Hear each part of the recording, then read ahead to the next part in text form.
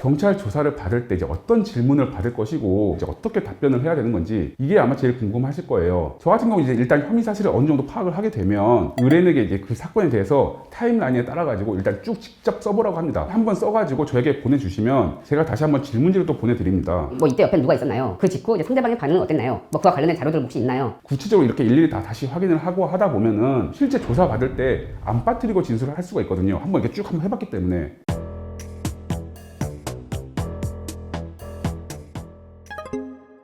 안녕하세요. 군기일병 김태형 변호사입니다. 경찰로부터 이제 조사 받으러 나와달라 이런 연락을 받으셨다면 이제 변호사를 선임을 해야 되는 건지 변호사를 또 꼭 데리고 같이 가야 되는 건지 고민이 좀 되실 텐데요. 변호사를 경찰 조사 받기 전에 왜 선임해야 되고 조사 시에도 왜 변호사와 같이 가야 하는지 그 이유 한 3가지 정도를 말씀드려 볼까 합니다. 첫 번째, 정확한 혐의 사실 파악을 위해서입니다. 전략의 가장 첫 번째 단계는 정보입니다. 형사사건에 있어서 방어를 잘하기 위해서는 우선 이제 뭘로 조사를 받게 된 건지를 미리 최대한 파악을 한 후에 경찰서에 가야 됩니다. 고소를 당한 경우라고 하면 먼저 정보공개 청구를 미리 해서 고소인의 고소장을 받아봐서 뭘로 고소를 한 건지 이걸 파악을 해야 그에 대해서 진술을 하든 뭐 소명을 하든 제대로 할 수가 있습니다. 그런데 또 고소사건이 아닌 경우들이 있거든요. 인지사건이라고도 하는데 이 경우는 이제 고소장이 없다면서 정보공개 청구를 해도 뭘 받지를 못합니다. 이런 경우에는 이제 담당 경찰 수사관을 통해 가지고 최대한 확인을 해야 됩니다. 저 같은 경우 이제 형사사건을 수임하게 되면 일단 전화 온 담당 수사관부터 이제 확인을 해가지고 그 수사관에게 이제 연락을 합니다. 그래서 이제 고소사건인지 아닌지 확인을 하고 구체적인 혐의 사실이 이제 뭔지 최대한 캐내가지고 사건에 대해서 최대한 상세하게 파악을 합니다.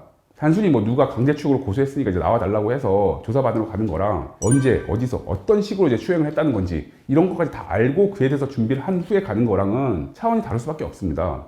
그리고 또 경찰 조사 때 이제 변호사로서 같이 가게 되면 담당 수사관이 이제 질문 등을 통해 가지고 수사의 방향들을 이제 체크할 수가 있습니다. 변호사들이 보통은 이제 다른 조사들을 다 하고 마지막에 이제 혐의자를 불러가지고 조사를 하거든요.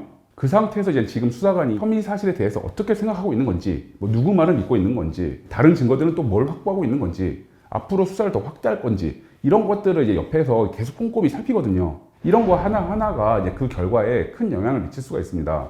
두 번째, 제대로 진술하기 위해서입니다. 경찰 조사를 받을 때 이제 어떤 질문을 받을 것이고 그에 대해서 이제 어떻게 답변을 해야 되는 건지 이게 아마 제일 궁금하실 거예요. 근데 이제 혐의를 부인해야 되는 이제 억울한 사건인 경우에는 알리바이든 뭐 반대 증거든 제대로 빠짐없이 명확하게 진술을 하는 게 정말 중요하고요. 혐의를 다 인정하는 사건이더라도 불합리하게 책임이 커지지 않도록 잘 방어를 하는 것이 필요합니다. 저 같은 경우 이제 일단 혐의 사실을 어느 정도 파악을 하게 되면 의뢰인에게 이제 그 사건에 대해서 타임라인에 따라 가지고 일단 쭉 직접 써보라고 합니다. 그렇게 직접 쓰다 보면은 이제 기억이 다시 또 정리가 되고 또 쓰면서 이제 생각나는 것들이 있거든요. 그렇게 한번 써가지고 저에게 보내주시면 제가 다시 한번 질문지를 또 보내드립니다. 예를 들면 뭐 이때 옆에 누가 있었나요? 뭐 그 직후 이제 상대방의 반응은 어땠나요? 뭐 그와 관련된 자료들 혹시 있나요? 구체적으로 이렇게 일일이 다 다시 확인을 하고 하다 보면은 당사자분도 사건을 이제 명확하게 정리를 또 할 수가 있고 또 유리한 반대 증거들이 뭐가 있을지 확인을 또 할 수가 있고 실제 조사 받을 때 안 빠뜨리고 진술을 할 수가 있거든요. 한번 이렇게 쭉 한번 해봤기 때문에. 그리고 또 자백하는 사건일 경우에는 반성적인 모습이 잘 드러나는 그런 진술 방법이 있기 때문에 그런 부분들에 대한 조언도 이제 변호사가 가능하고요. 경찰 조사 때 이제 변호사가 같이 들어간다고 해가지고 변호사가 대신 답변할 수는 없습니다. 막 끼어들면서 자꾸 이렇게 중간에 끼어들게 되면 조사 방해로 될 뿐만 아니라 오히려 이제 역효과가 나가지고 당사자의 진술의 신빙성만 흔들릴 수가 있습니다. 다만 이제 조사 직전에 다시 기억을 환기시키고 중간에 적절히 이제 쉬는 타임을 요청을 해가지고 끊어갈 수도 있고 옆에서 이제 추가 질문 요청을 이제 수사관에게 하고 그러면서 또 제대로 소명할 수 있는 기회도 얻게 할 수 있고 이런 여러 가지 도움들을 이제 변호사가 옆에서 도와드릴 수가 있고요. 세 번째, 조서가 제대로 작성되기 위해서입니다. 경찰 조사를 가면 이제 수사관이 이제 질문을 하고 답변을 적어서 이제 조서를 만드는데 이 경찰 피의자 신문 조서가 정말 중요한 게 이게 계속 남아요. 남아서 검사가 보고 또 재판까지 가게 되면 판사가 보거든요. 그런데 또 절대 오해하시면 안 되는 게 그 조서가 이게 속기록이 아닙니다. 즉 말하는 대로 다 받아 적는 게 아니에요. 따라서 제대로 이제 진술이나 답변이 잘 적혀 있는지 확인하는 게 정말 중요합니다. 아다르고 어다르고 하잖아요. 수사기관은 이제 범죄 혐의를 이제 입증하는 사람들이기 때문에 피의자의 말들 중에서 혐의를 입증할 수 있는 것들을 놓치지 않고 그것들을 받아 적습니다. 그리고 이제 소명하고 그런 부분들은 아무도 얘기가 길어지고 그러다 보면 제대로 기재가 안 돼 버리는 경우들이 많거든요. 아, 네 이러면서 키보드 안 치고 있어요. 예. 이런 것들을 이제 옆에서 변호사가 보고 체크를 할 수가 있어요. 지금 말씀하시는 거 좀 중요한 내용 같은데 좀 적어주시라 이런 부분들. 그리고 이제 또 조사가 끝나면 이제 그 조서를 확인하는 이제 필수적인 절차가 있는데 알아서 뭐 다 그대로 적었겠지 생각하고 또 그냥 빨리 집에 가고 싶다 이런 마음에 예, 이상 없습니다 이렇게 하면서 그냥 지장 찍고 그러시면 안 됩니다.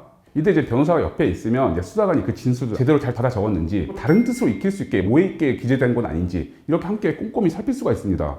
또 혹시라도 빠뜨린 부분들이 있으면 조서에 또 추가로 기재를 해야 됐고요. 그때 그 시점에 뉴스나 이런 것들을 보시다 보면 이제 판사, 검사, 변호사 이런 법조인 출신들이 뭐 수사받고 하시는 거 보시잖아요. 그런데 보시면 그냥 혼자 조사받으러 가는 사람들 거의 없어요. 왜 그럴까요? 경찰 연락을 이제 받으셨다면, 그리고 이제 받게 되신다면, 일단 말을 최대한 많이 하지 마시고, 주로 이제 들으시면서 변호사 확인해보고 연락 주신다고 하세요. 첫 단추부터 이제 잘 꿰야 나중에 단추 다 풀게 되는 일이 없는 거고, 형사사건은 이미 꿰는 단추는 잘 풀리지도 않습니다.